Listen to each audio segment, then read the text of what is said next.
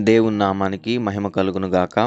క్రీస్తు పరిచర్య అనే ఈ యూట్యూబ్ ఛానల్ ద్వారా అనుదినం దేవుని వాగ్దానాన్ని వింటున్నటువంటి క్రీస్తు పరిచర్య అనుచరులకును విశ్వాసులకును యావత్ ప్రపంచానికి మన ప్రభువైన యేసుక్రీస్తు నామం పేరట ఇద్దరు శుభాభివందనాలు తెలియజేస్తుంటున్నాను. ప్రియ దేవుని బిడ్డలారా, మీరు వివిధ ప్రాంతాల నుంచి ఆయా దేశాల నుంచి కూడా అనుదినం దేవుని వాగ్దానాన్ని వింటూ ఎంతగానో బలపడుతున్నారని, మీకోసం మీ కుటుంబం కోసం మీరు చెప్పిన ప్రార్థన అవసరతల నిమిత్తమే అనుదినం నేను దేవుని సన్నిధిలో మానక మొర్ర పెడుతున్నాను. మీ దేవుడు మీ జీవితంలో అద్భుత కార్యాలు చేసి మిమ్మల్ని ఉన్నత స్థాయిలో పెట్టులాగున ప్రభువు పాదాలు నేను పట్టుకుంటున్నాను. దేవుడు ఖచ్చితంగా మీ జీవితంలో, మీ కుటుంబ జీవితంలో, మీ వ్యక్తిగత జీవితంలో, మీ క్రైస్తవ జీవితంలో మిమ్మల్ని ఆశీర్వదించి ఉన్నత స్థాయిలో నిలబెట్టునుగాక.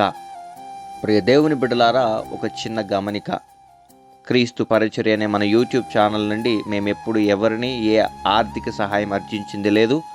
అదే రకముగా కానుకల కోసం ఏ ప్రసంగం చేసింది లేదు. మీరు డబ్బులు ఇస్తేనే మేము ప్రార్థన చేస్తాం, మీకోసం ఏదైనా ప్రార్థన చేయాలంటే మీరు ఇంత అమౌంట్ చెల్లించాలని కానీ చెప్పింది లేదు.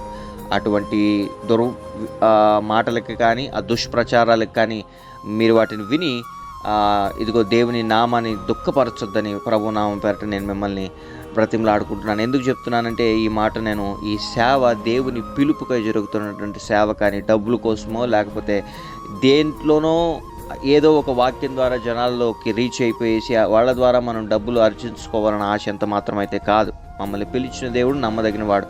అనేక సందర్భాల్లో నేను చెప్పాను, దేవుడు నన్ను ఒక ఉన్నత స్థాయిలోనే ఉంచాడు, దేవుడు నన్ను ఆశీర్వదించాడు, నన్ను దీవించాడు.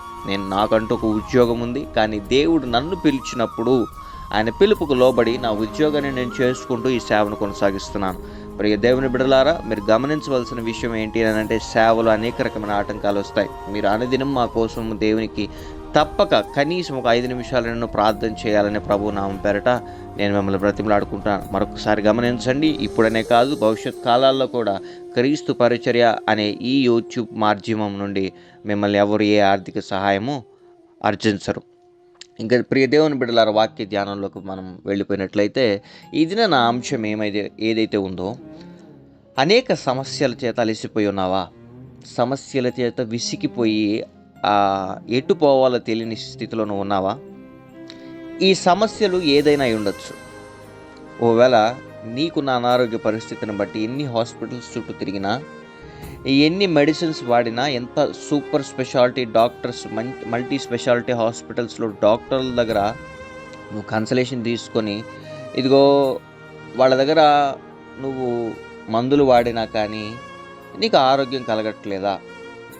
లేదా మంచి చదువుకున్నావు, లేదా ఈ ఉద్యోగాన్ని ఎలాగైనా నేను క్రాక్ చేయాలని ఆ ఉద్యోగానికి సంబంధించినటువంటి ఎగ్జామ్కి ప్రిపేర్ అయ్యావు. ఎక్కడో నీకు రావాల్సిన ఉద్యోగం ఇంకొకరికి వచ్చింది. మరి అది దేని కారణాల వల్ల అయినా అయి ఉండొచ్చు. నీకు ఉద్యోగాలు ఏమితో నువ్వు బాధపడుతుండొచ్చు. ఆర్థికంగా నీ స్థితి నలిగిపోయి అప్పులు చేసి ఇప్పుడు ఆ అప్పులు తీర్చుకోలేక నా స్థితి ఏమైపోతుందా, నేను నలిగిపోయాను, నేను విసిగిపోయాను, నాకెవరు సాయం చేసేవాళ్ళు లేరా అనే ఒక ఆలోచనలో ఎదురు నువ్వు ఉండొచ్చు. అంటే ఆ సమస్యతో విసిగిపోయి ఏ వైపు నుంచి సహాయం నాకు దొరుకుతుందా అని నువ్వు చూస్తుండొచ్చు. అదే రకంగా దురవ్యసనాలకి లోనైపోయి త్రాగుడు, మద్యపానము, ఈ మద్యపానాల్లో కూడా రకాలు ఉంటాయండి. మనం జ్ఞాపకం చేసుకోవాల్సిన, త్రాగుడు అని నేను ఎందుకన్నానంటే, కొంతమంది డైలీ హ్యాబిటేట్గా చేసుకున్న వాళ్ళు కొంతమంది ఉంటారు. ఆల్కహాల్ని తాగకుండా ఉండలేము అనుకున్న వాళ్ళు కొంతమంది ఉంటారు. ఎప్పుడైనా ఒకసారి త్రాగేవాళ్ళు ఉంటారు. ఎప్పుడైనా ఒకసారి త్రాగేవాడితో అంతగా ప్రాబ్లం ఉండదు. కానీ ప్రతిరోజు తాగి కుటుంబాన్ని వేధించి, భార్యను వేధించి, బిడ్డలను వేధించి విడిచిపెట్టి వెళ్ళిపోయేవాళ్ళు చాలామంది ఉంటారు.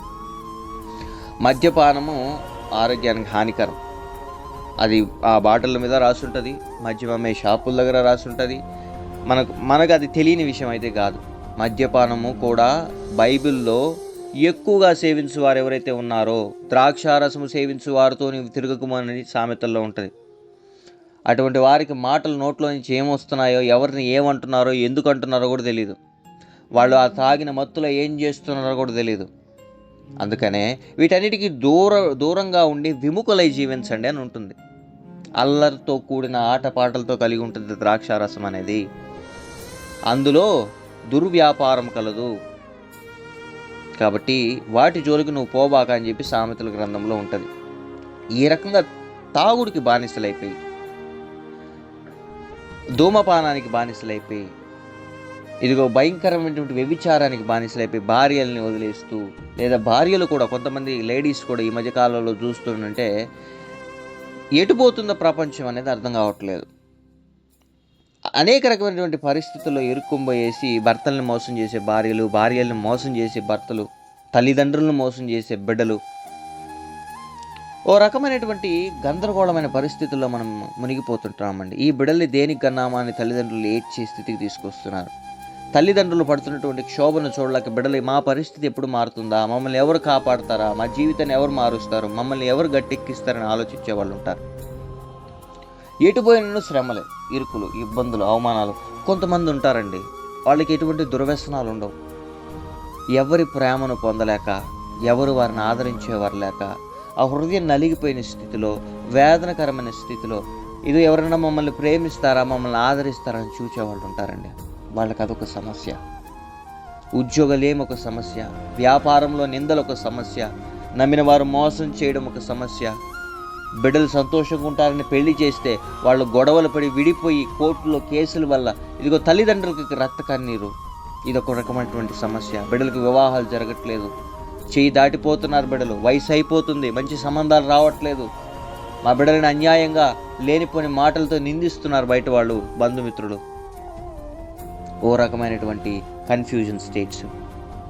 ఎవరు కాపాడతారా మమ్మల్ని, ఎవరు దీవిస్తారా మమ్మల్ని, ఎవరు హెచ్చిస్తారా మమ్మల్ని, మా స్థితిని ఎవరు మారుస్తారా, ఈ రకమైనటువంటి ఆలోచనని మధ్యలో మెదులుచు నీకున్న సమస్యలని ఇదిగో నీ ముందే చూపిస్తూ వాటిల్లో నుంచి నిన్ను బయటపడలేకుండా కొన్నిసార్లు ఈ దురాత్మ సమూహాలు నేను అటాక్ చేస్తుంటాయి నిన్ను కుటుంబాన్ని. ఈరోజు నా ప్రశ్న, ఈ రకమైనటువంటి అనేక సమస్యలతో నువ్వు బాధపడుతున్నావా? ఇదనే కాదండి, ఏదైనా సమస్య అయి ఉండొచ్చు. అది గర్భఫలాలు లేక ఉన్న సమస్య అయి ఉండొచ్చు. ఎన్నో సంవత్సరాలు పెళ్ళిళ్ళై ఇదిగో 10 సంవత్సరాలు 15 సంవత్సరాలై కూడా పిల్లలు లేని దంపతులు ఉన్నారు, నేను చూసి ఉంటున్నాను. ఏదో ఒక రకమైనటువంటి సమస్య, పాపాన్ని జయించలేక దేవుడి దగ్గర ప్రార్థన చేసి, దేవుడికి ప్రామిస్ చేసి, ప్రభా ఇంకటి నుంచి తప్పు జరగదు నాయన అని మళ్ళీ అదే తప్పుట్లో పడిపోవడం, దేవుడిని దుఃఖపరచడం, ఇది ఒక రకమైనటువంటి సమస్య. ఏదో ఒక రకమైనటువంటి సమస్య చేత బాధపడుచు నలిగిపోతున్నట్లయితే నీవు కలిగి ఉన్న ప్రతి సమస్య నుండి విడుదల పొందలేక కృంగిపోయి ఉన్నావా, విసిగిపోయి ఉన్నావా? పాపాల ఊబి నుండి, రహస్య పాపము నుండి విడుదల పొందలేక విడిచిపెట్టిన పాపము వైపే ఆకర్షింపబడుతూ స్థిరమైన విశ్వాస ప్రార్థన జీవితం కలిగి ఉండలేకపోతున్నావా? ఎన్నిసార్లు పైకి ఎదిగినా ఎక్కడో ఏదో ఒక స్థితిలో తిరిగి కిందకి పడిపోతూనే ఉన్నావా?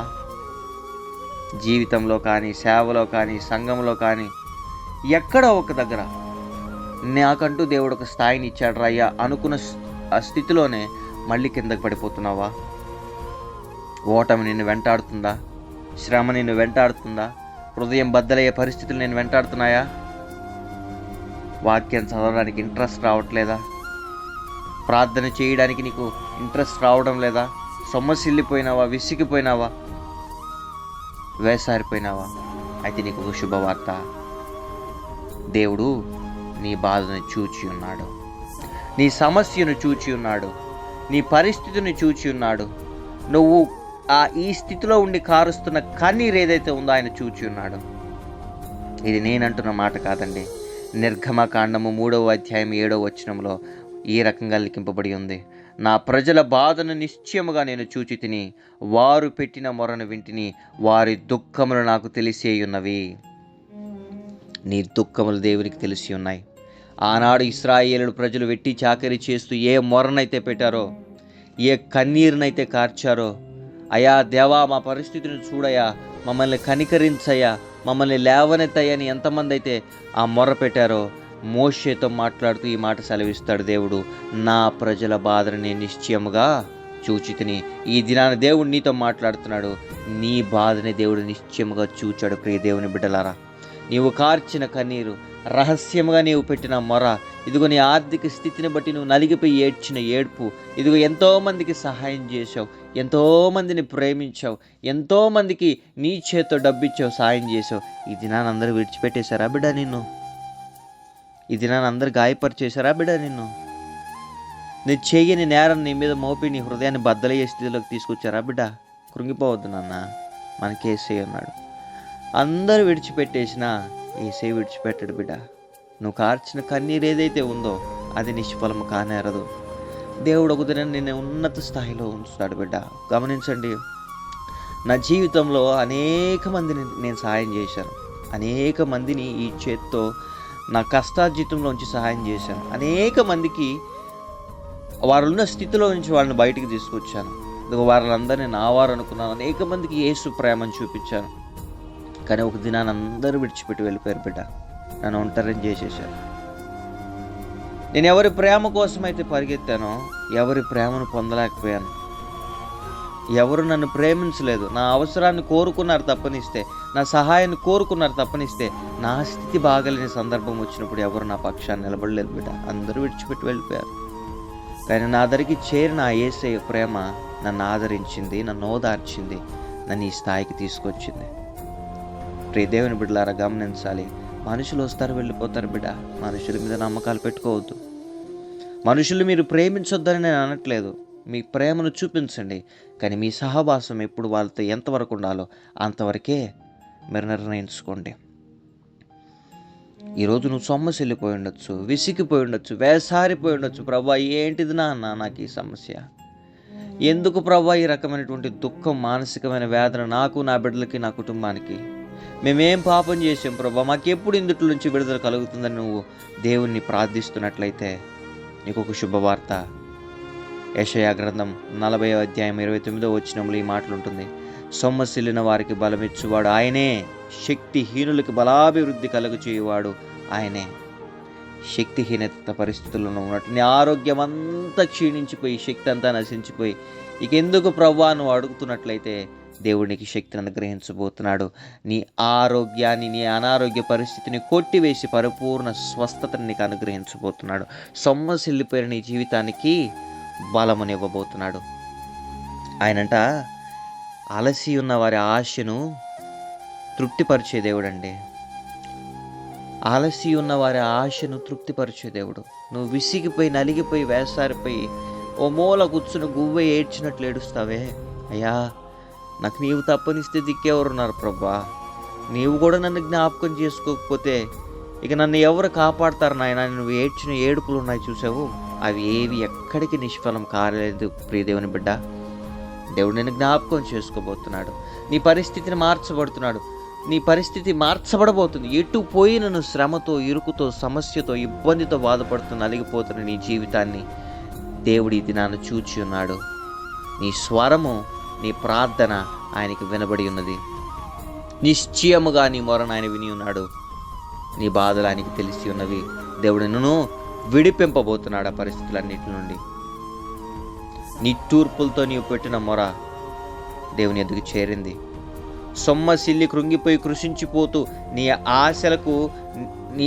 నీ ఆశలకు ఇంకా అవి నెరవేరడానికి ఎటువంటి మార్గం లేదని నువ్వు కృంగిపోతున్నట్లయితే దేవుడు వాటికి ఊపిరి పోసి, నిన్ను కృంగిపోయిన నీ ప్రతి పరిస్థితులకి ఊపిరి పోసి, ఇదిగో నీ పరిస్థితులన్నింటినీ కొట్టివేసి, సొమ్మసిల్లిపోయిన నీ ప్రాణానికి ఊపిరి పోసి దేవుడు నేను ఒక గొప్ప స్థాయిలో నిలబెట్టబోతున్నాడు. ఆయన కౌగిలిలో నిన్ను దాచబోతున్నాడు. ఆయన కృప నుండి నిన్ను ఎవ్వరూ వేరుపరచలేరు ప్రియదేవుని బిడ్డలారా. దేవుడు నీ మొరని నిశ్చయంగా విన్నాడు ప్రియదేవుని బిడ్డ. కృంగిపోకు, అధైర్యపడకు. నీకున్న పరిస్థితిని బట్టి విసుకవద్దు, జడియవద్దు. ఇశ్రాయేలు కాపరి నీ ప్రార్థన విని ఉన్నాడు. సైన్యములకు ఈ అధిపతియు యెహోవా నీ పక్షాన ఉన్నాడు. నీ పరిస్థితి ఏదైనా పర్వాలేదు ప్రియదేవుని బిడ్డలారా. నోరు తెరిచి నీ యేసయ్యకి చెప్పు, నీ తండ్రికి చెప్పు. నీ పరిస్థితిని మార్చబోతున్నాడు ఆయన. రండి అందరం కలిసి ప్రార్థన చేద్దాం. పరిశుద్ధుడా, ప్రేమ కలిగిన ఆయన, జీవము కలిగిన తండ్రి, నీ ఘనమైన శ్రేష్టమైన నామానికి స్తుతులు, స్తోత్రాలు, వందనాలు. పరిశుద్ధ ఆత్మదేవ, గడిచిన రాత్రంతా మమ్మల్ని నీ చల్లని రెక్కల నీళ్ళు దాచి కాచి కాపాడి సజీవుల లెక్కలు నిలిపిన రీతిని బట్టి నీకు వందనాలు. అనేక రకమైన సమస్యల చేత ప్రవారణ ఎవరితో చెప్పుకోలేని స్థితిలో భూగం మూలిగినట్లు మూలుగుతున్నటువంటి బిడ్డల హృదయ బాధని ఎరిగి ఈ దిన నా బిడ్డలకి ప్రవరణ నీవిచ్చిన వాగ్దానాన్ని బట్టి నీకు వందనాలు చెల్లిస్తున్నాం. ఎంతమంది బిడ్డలైతే ఈ వాగ్దానాన్ని స్వీకరించి ప్రభువును స్వతంత్రించుకొని నమ్మి ఉంటున్నారు, బిడ్డల జీవితంలో ఆశ్చర్య కార్యాలు, అద్భుత కార్యాలు చేయమని ప్రార్థిస్తుంటున్నాం. ఆ బిడ్డలు కోరుకున్న దానికంటే అత్యధికముగా ఆశీర్వదించమని ప్రార్థిస్తున్నాం. బిడ్డల జీవితాల్లో ఏదైతే కొదువైందో ప్రభానైనా, అది ఏ రకమైనటువంటి స్థితి అయినను ప్రభానైనా కొదువు లేని స్థితిలోకి బిడ్డలను తీసుకురమని ప్రార్థిస్తున్నాం. అయా ఆ బిడ్డలు ఊహించలేనటువంటి స్థితిలోని ఆ బిడ్డలు ఉంచమని ప్రార్థిస్తుంటున్నాం. ప్రభా దీన దశలో ఉన్న వారిని ప్రభానైనా ఉన్నత స్థాయిలో ఎక్కించే దేవుడు నీవు, బిడ్డలు ఉన్నత స్థాయిలో ఉంచమని ప్రార్థిస్తున్నాం. బిడ్డలు ఎదుర్కొంటున్నటువంటి నానా రకమైనటువంటి శోధనలను బట్టి, సమస్యలను బట్టి సొమ్మసిల్లిపోయిన వారి ప్రాణానికి ప్రభానైనా నీవే ఊపిరి పోసి ప్రభానైనా బిడ్డల్ని ప్రభానైనా ధైర్యపరిచి ప్రభానైనా ముందున్న భవిష్యత్ కాలానికి చాలిన దేవుడిగా ఉండమని ప్రభాన ప్రార్థిస్తుంటున్నాం. దుర్వ్యసనాలతో ప్రభానైనా వాటికి బానిసలైపోయి ప్రభానైనా భార్యల్ని, బిడ్డల్ని ప్రభానైనా కుటుంబాన్ని వేధిస్తున్నటువంటి సకల విధమైన బిడ్డల హృదయాల్ని నువ్వు తాకమని ప్రార్థిస్తున్నాం.